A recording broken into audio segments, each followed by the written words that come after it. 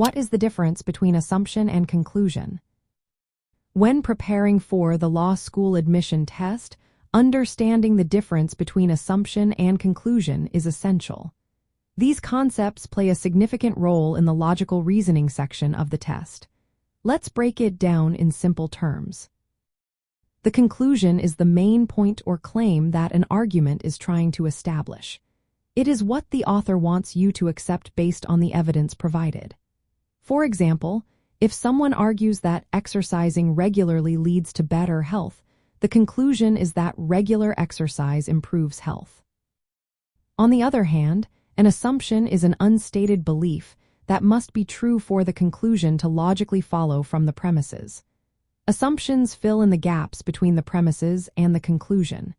They support the argument's validity but are often not explicitly stated.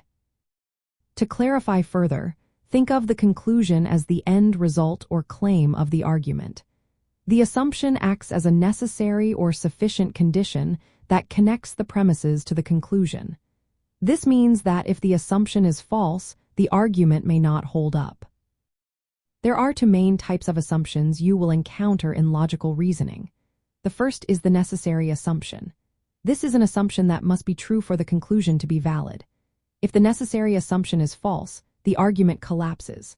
For instance, if an argument concludes that all birds can fly based on the premise that all birds have wings, a necessary assumption would be that having wings means being able to fly. Without this assumption, the conclusion does not logically follow.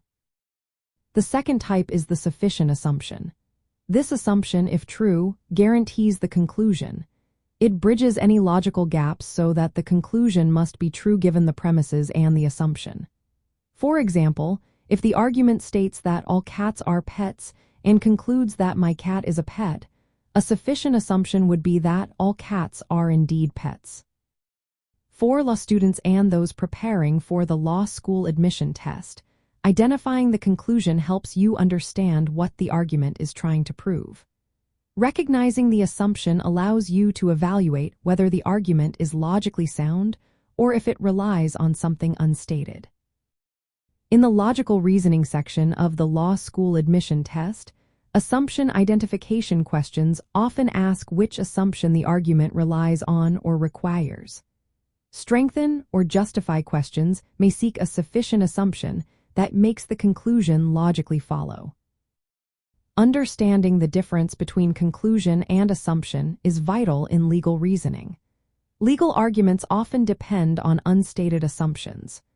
Recognizing these assumptions allows you to critique arguments, identify weaknesses, and construct stronger legal reasoning. So remember, the conclusion is the claim of the argument, while the assumption is the hidden premise that must be accepted for the conclusion to be valid.